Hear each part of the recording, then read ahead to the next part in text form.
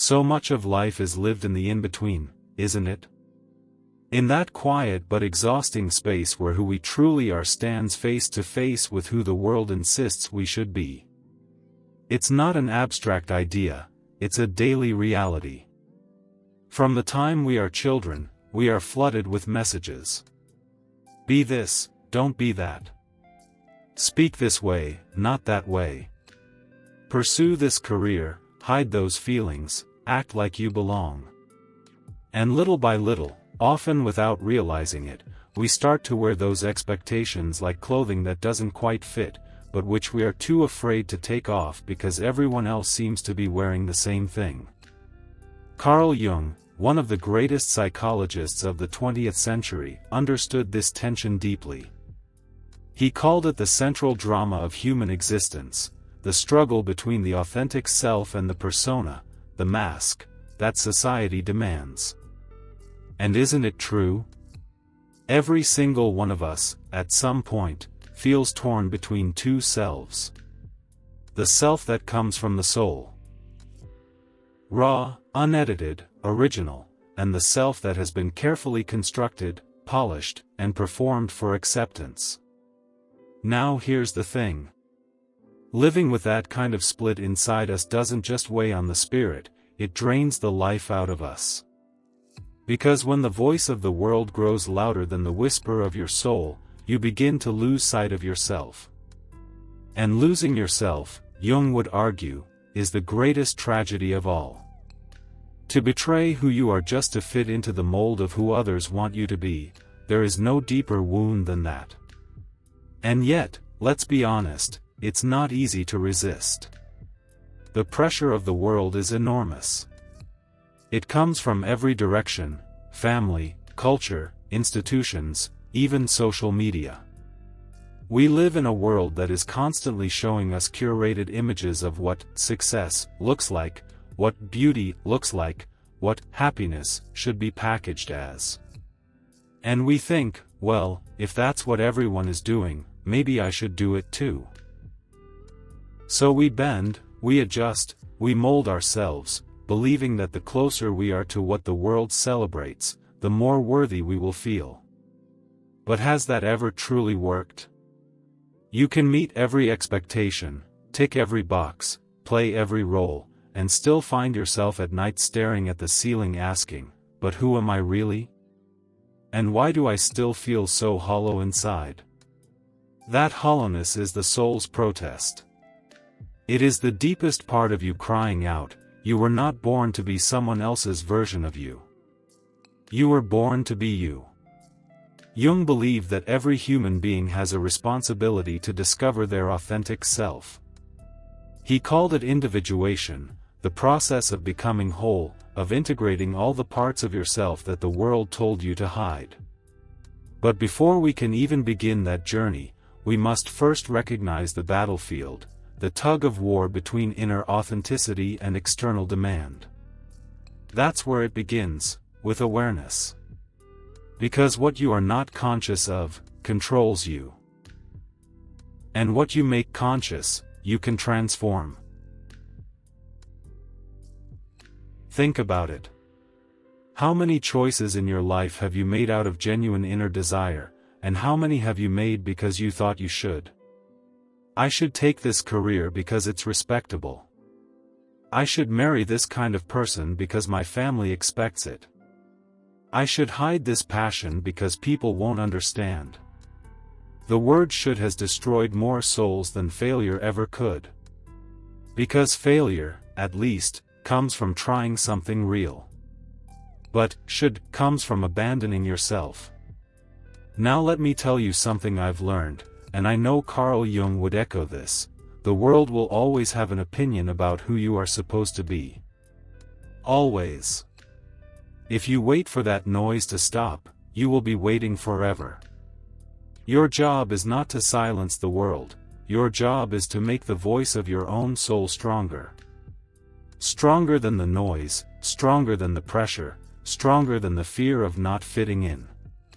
And let me remind you, there is nothing selfish about that. So many of us carry guilt around the idea of living authentically, as if choosing yourself is abandoning others. But here's the truth: when you betray yourself to please others, you abandon everyone. Because what the world gets is not your light, not your fullness, not your gifts. They get a mask, a performance. And the world is not healed by your performance, it is healed by your authenticity. But let's pause here, because I don't want to give the impression that this is simple. This tension, the battle between authenticity and expectation, is one of the hardest human challenges. It requires courage, because the moment you choose to live more truly, the world may push back. People may not understand you. Some may even reject you. That's why so many people choose conformity. It feels safer. But safe is not the same as alive. Safe is not the same as whole. Jung used to say, "The privilege of a lifetime is to become who you truly are." Notice that word, privilege. He didn't say it was easy, or automatic. He said it was a privilege, something you must claim, something you must fight for, something you must decide to honor. Because the truth is, most people never live their authentic lives. They live scripted lives, rehearsed lives, lives dictated by someone else's story. And that, my friends, is the real tragedy. Imagine if Michelangelo had ignored the voice that pulled him toward art because society wanted him to be something more useful. Imagine if Maya Angelou had silenced her poetic soul because the world told her it wasn't practical. Imagine if Jung himself had conformed to the rigid ideas of his time, instead of daring to explore the unconscious and pioneer a new path. The world would have lost their brilliance, their originality, their contribution. And isn't it the same for you? If you do not live your truth, the world loses something irreplaceable, you. Now, here's the paradox. While the world constantly pushes you to be someone else, it also desperately needs you to be yourself. Because when you are authentic, you give permission to others to be authentic too. Your courage becomes contagious. Your authenticity becomes medicine. And your wholeness becomes a light in a world starving for truth.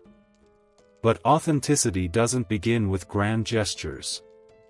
It begins with small, daily choices. Choosing to say what you really feel instead of what you think people want to hear. Choosing a path that excites your soul, even if it confuses others. Choosing to rest when the world worships busyness. Choosing to honor your boundaries when the world demands your endless availability. These choices are where the battle is fought, and won. I want you to think of a moment in your life when you felt completely alive, when you felt yourself glowing from the inside.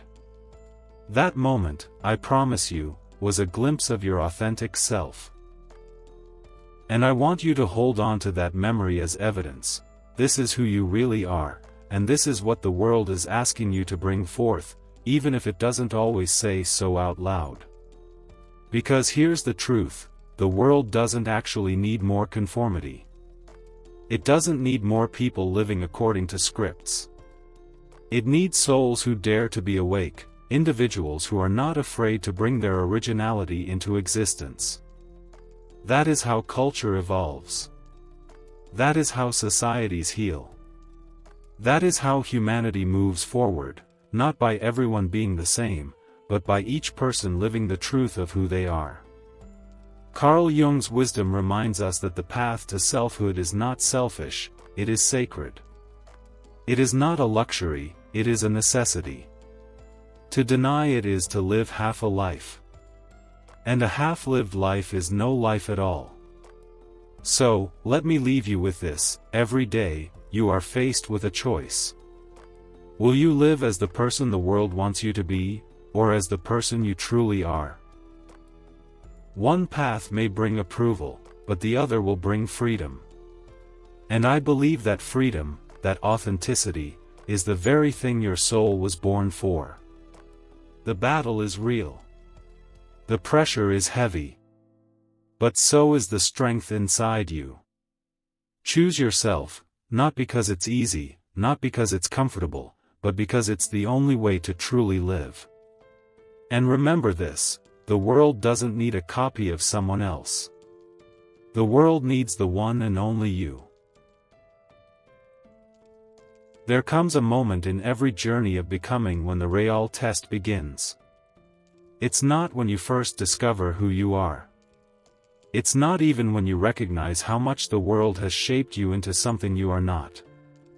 The true test comes when you are willing to look at the parts of yourself you've been avoiding, the darker corners, the hidden truths, the flaws you don't want to admit. Jung called this the shadow. And if you are truly serious about living authentically, then at some point, you will have to confront it. Now, let me tell you why this is so difficult, yet so necessary. For most of us, we have spent years, maybe decades, building a version of ourselves that is acceptable to the world. We polish our smiles, we display our strengths, we perform the roles expected of us. But underneath all of that, there are emotions we've buried, fears we've denied, desires we've repressed, mistakes we've hidden.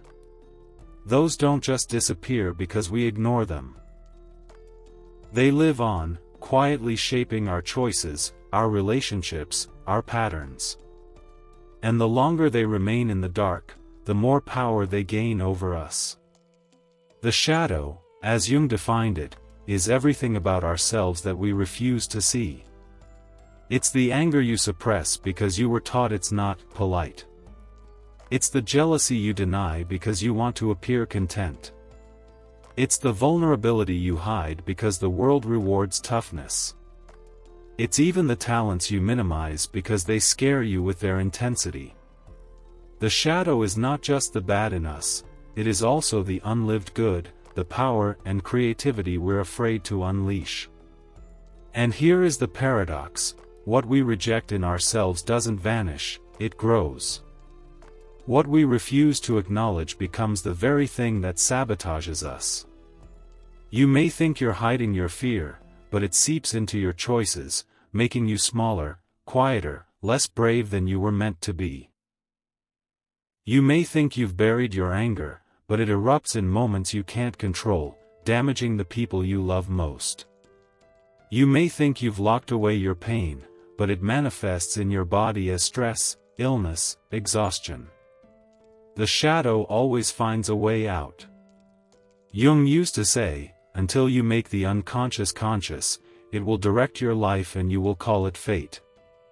How many times have you heard someone say, "That's just the way I am," or "I guess that's my bad luck"? No, it's not fate. It's unacknowledged shadow. And the moment you shine light on it, the moment you name it, you reclaim your power. But let's be honest, this is not easy work. To confront your shadow requires radical courage. It requires the willingness to stand in front of a mirror that doesn't just show your best angles but also the truths you've long avoided. And that's terrifying, because it disrupts the story you've been telling yourself. It disrupts the performance the world applauds. Yet here is the secret, the shadow is not your enemy. It is your greatest teacher. The parts of yourself you fear the most are often the parts holding the key to your wholeness. That jealousy you deny? It may be pointing to the unlived desires of your heart, the life you secretly crave but don't yet allow yourself to pursue. That anger you suppress? It may be calling you to set boundaries, to stop tolerating what diminishes you. That sadness you hide? It may be the doorway to empathy, the bridge to connect with the pain of others. You see, the shadow is not about shame, it's about integration. You don't overcome it by pretending it's not there. You don't defeat it by destroying it. You transform it by bringing it into the light, by owning it, by saying, "Yes, this too is a part of me." And once you own it, it loses its power to control you. Now, Imagine what would happen if you had the courage to integrate your shadow. Imagine the freedom of no longer wasting energy pretending, hiding, performing.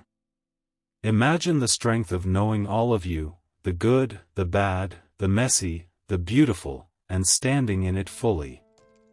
That's not weakness. That's not brokenness. That's power. That's authenticity. I want to share something with you. The people who live the most radiant, liberated lives are not those who are flawless. They are not those who project perfection. They are those who have embraced their imperfections, faced their wounds, and turned them into wisdom. They have walked into their shadow and found treasure there. Think of the artists who pour their pain into music that heals millions. Think of the leaders who transform their struggles into movements for justice. Think of the healers who carry compassion because they themselves have known deep suffering. These people did not become whole by ignoring their shadows. They became whole by meeting them with honesty and courage. And here's where this connects back to the battle between who you are and who the world wants you to be. Because the world doesn't just pressure you to put on a mask of perfection, it pressures you to hide your shadow altogether. The world says, don't show weakness. Don't reveal too much.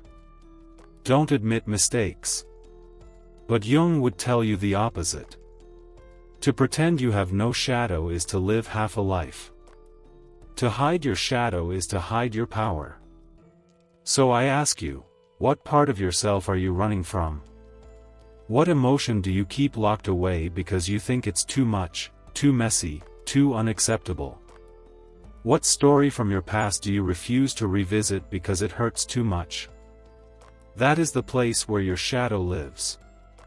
And that is the very place where your healing, your freedom, your authenticity will be born. Now, this doesn't mean you need to broadcast your shadow to the world. This isn't about turning your wounds into performance. It's about intimacy with yourself. It's about daring to sit with your own truths without judgment. It's about saying to yourself, I will no longer abandon any part of me. Even the parts one don't like. Even the parts the world doesn't celebrate. They belong to me, and I belong to them. And let me tell you something, when you do this, something extraordinary happens. You become less judgmental of others. Because the moment you accept your own shadow, you stop projecting it onto the world. You no longer need to shame others for the very things you can't face in yourself. You no longer need to hold people to impossible standards. Compassion grows, empathy deepens. You begin to see humanity not as divided into good and bad, but as whole, complex, messy, beautiful. This is why shadow work is not just personal, it's collective. If more of us had the courage to confront our shadows, there would be less war, less hatred, less division.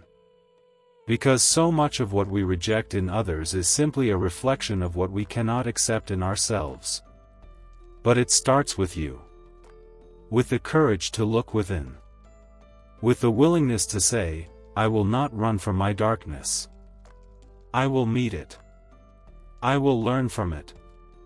I will integrate it. That's where true transformation begins. And I want you to know this, you are strong enough to do this. You are brave enough. And you are worthy of wholeness. You don't have to spend your life fractured, living as half of yourself. You can claim all of you, the light and the shadow, and in doing so, you will become more fully alive than ever before. Because here is the truth Jung knew, and it is the truth I want you to leave with tonight: the shadow, once embraced, is not a curse. It is a gift. It is the key to your freedom. It is the gateway to authenticity. It is the doorway to the life you were meant to live. So, don't be afraid of your shadow. Don't run from it. Don't deny it. Turn toward it. Face it. Honor it. And when you do, you will discover that what you once thought was darkness was, in fact, the path to your greatest light. And here's the closing thought I want to leave you with. The world may want you to be polished, perfect, unflawed. But life is not about perfection, it is about wholeness. And wholeness only comes when you embrace the courage to confront your shadow. Choose courage. Choose truth. Choose wholeness. And in doing so, you will not only find yourself, you will light the way for others to find themselves too.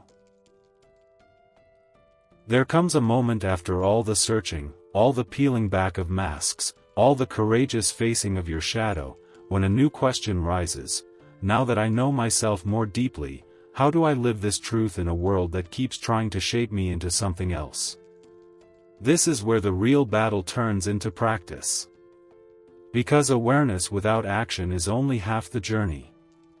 You can discover who you are, you can name your truth, you can even embrace your shadow, but if you still go back into the world and live only by its expectations, then you haven't really claimed your life. Living authentically is not a private meditation. It is a daily act of courage. It's the way you show up in your relationships, in your work, in your choices, in the very way you carry yourself in the world. And let me tell you, it is not easy. Because the world rewards conformity.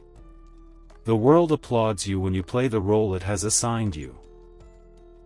It celebrates the polished version of you, the edited self, the self that doesn't rock the boat.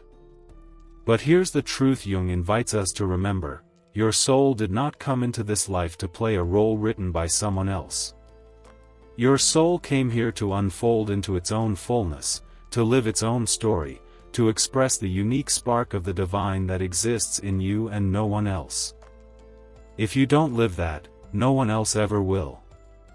That is why authenticity is not a luxury, it is a responsibility.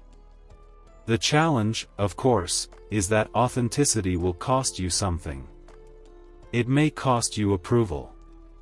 It may cost you belonging to certain groups. It may even cost you relationships that were only built on the version of you that wasn't real. And that's hard. Because we are wired to want acceptance, to crave safety in the tribe. But the safety of approval is an illusion if the price is your soul. The belonging that demands you abandon yourself is not belonging at all, it is exile in disguise. So, what does it mean to live authentically? It means aligning your outer life with your inner truth. It means your words reflect what you really believe, not what will please.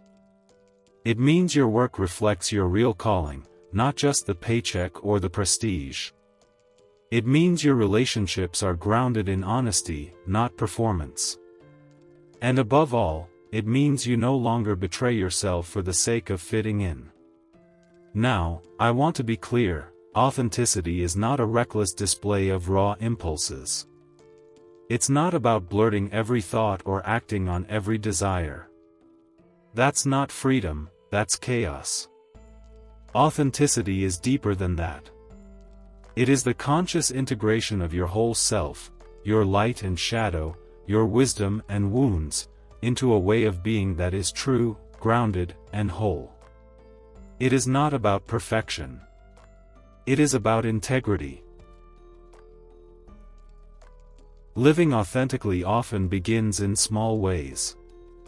It's the courage to say no when every part of you wants to please.